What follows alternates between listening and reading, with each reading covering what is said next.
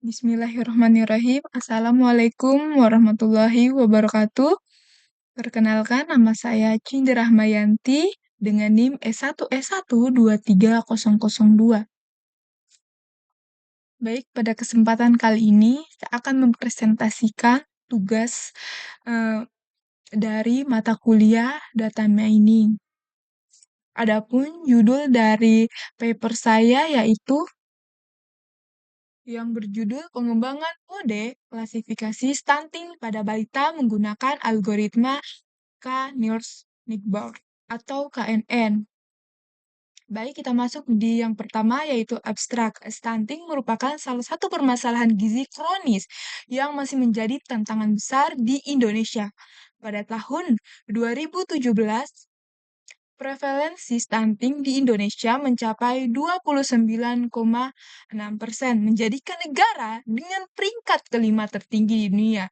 Stunting merupakan kondisi gagal tumbuh anak balita yang ditandai dengan tinggi badan lebih pendek dari rata-rata usia, berat badan di bawah rata-rata, pertumbuhan fisik melambat, dan nilai Z-score kurang dari 2 standar defisiasi. Baik, yang pertama adalah pendahuluan. Di sini, stunting merupakan salah satu keadaan di mana tinggi badan anak lebih rendah dari rata-rata untuk usia karena kekurangan nutrisi.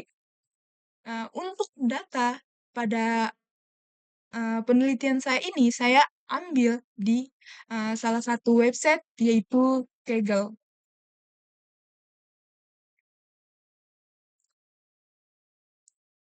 Selanjutnya kita masuk di metode penelitian.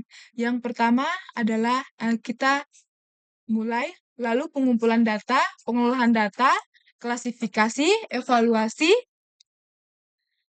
dan lalu selesai. Selanjutnya kita masuk di pengumpulan data. Data yang digunakan merupakan data internasional yang diambil dari salah satu website, lalu diolah. Data tersebut sebanyak 120.993 data yang diambil pada tanggal 18 Maret 2025. Di sini atributnya ada 4, yaitu umur, jenis kelamin, tinggi badan, dan status gizi. Di sini contoh dari output codingannya. Selanjutnya, kedua kita masuk di processing data atau data cleaning.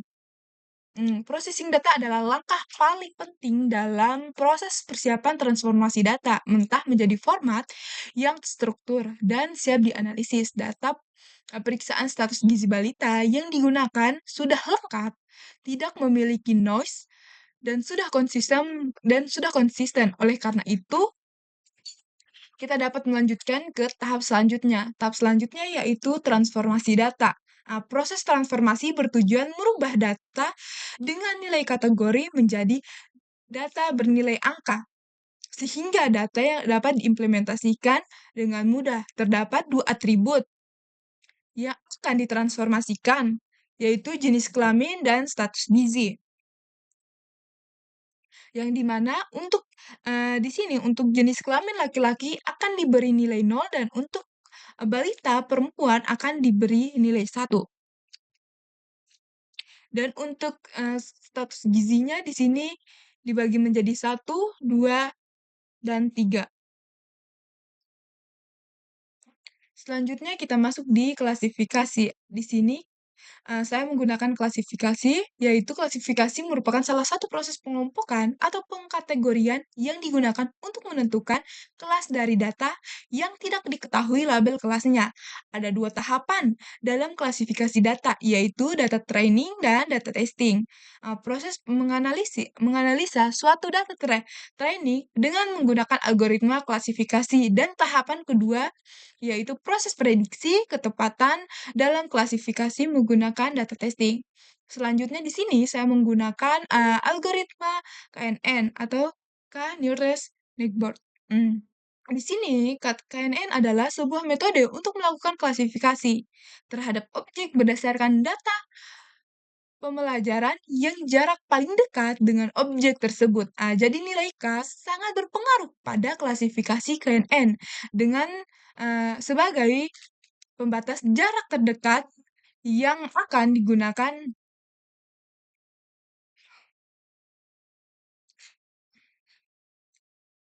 Di sini selanjutnya kita masuk di confusion matrix di sini seperti yang kita ketahui bahwa merupakan label yang berfungsi untuk menilai efektivitas model klasifikasi dalam bidang mesin learning.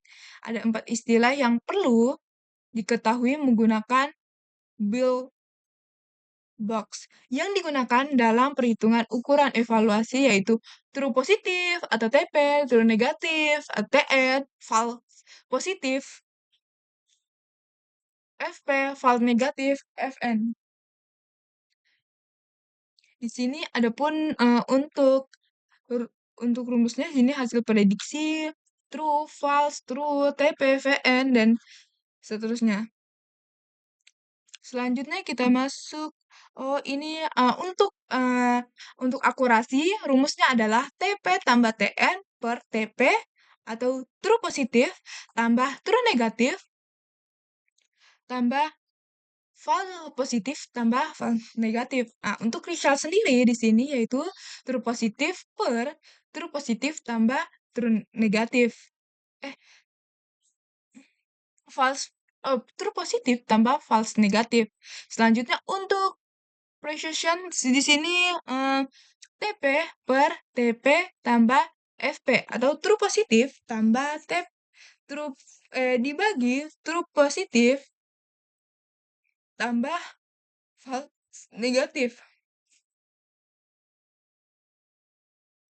Begini juga dengan F1 score. Selanjutnya, di sini kita masuk di hasil dan pembahasan. Adapun hasil dari pengujian yang dilakukan menggunakan algoritma KNN. Pengujian ini memakai sebanyak 120.993 data dengan 4 atribut yang ditransformasikan menjadi data numerik yaitu umur, jenis kelamin, tinggi badan, dan status gizi. Nilai tetangga yang digunakan yaitu K sama dengan 3. Untuk di sini untuk label hasilnya, di sini akurasinya di sini mencapai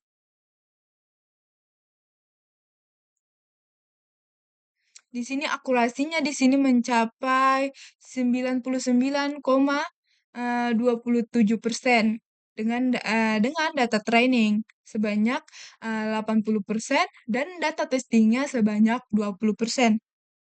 Dari hasil akurasi tersebut dapat dikatakan sempurna untuk model klasifikasi stunting pada balita dengan menggunakan algoritma KNN. Selanjutnya kita masuk di pembahasan di sini yang pertama yaitu jumlah stunting menggunakan Z-score. Di sini untuk sebanyak 120.999 3 data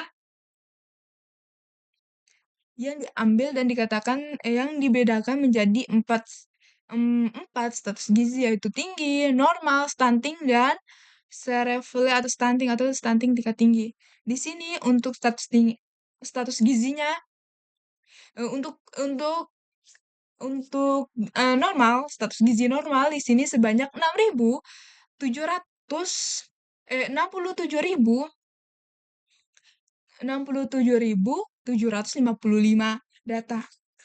Untuk stunting tingginya di sini 19.669 dan tingginya di sini 19.560 dan untuk stuntingnya di sini yaitu 13.815. Data ini menunjukkan bahwa banyak status gizi ditentukan oleh standar WHO berdasarkan Z-score dari indeks tinggi badan menurut H4X Z-score. Di sini kategorinya Untuk variabel stunting yaitu Z lebih kecil dari min 3, untuk stunting Z dan seterusnya. Selanjutnya kita masuk di matriks korelasi. Matriks korelasi pada gambar di bawah memberikan informasi mengenai beberapa kuat hubungan antar variabel dataset. Di sini untuk korelasi berkisar 1 hingga +1, min 1 hingga +1 dengan arti +1 di sini korelasi positif sempurna. Untuk 0 tidak tidak ada korelasi, sedangkan untuk min 1 korelasi negatif sempurna.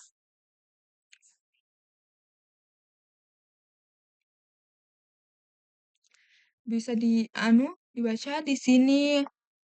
Selanjutnya kita masuk, kita hitung perhitungan akurasi. Di sini akurasi jumlah prediksi benar dibagi total. Diketahui prediksi benar diagonal tinggi yaitu normal standar tinggi yaitu 4.240. Sini ya, 4.240. Untuk normal 4.247, untuk stunting 4.441, untuk variable stunting yaitu 4.200. Dengan total benar sebanyak 17.086. Dengan total data yaitu 17.212 data. Untuk akurasinya di sini jumlah prediksi benar dibagi total data, yang dimana hasilnya adalah yaitu 99,27% atau 0,9927. Jadi kesimpulannya yaitu penelitian ini berhasil mengembangkan model klasifikasi status stunting pada balita menggunakan algoritma KNN dengan nilai K yaitu 3. Baik, mungkin itu saja.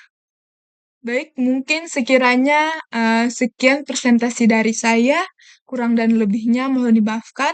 Saya tutup dengan ucapan billahi taufiq wal hidayah. Wassalamualaikum warahmatullahi wabarakatuh.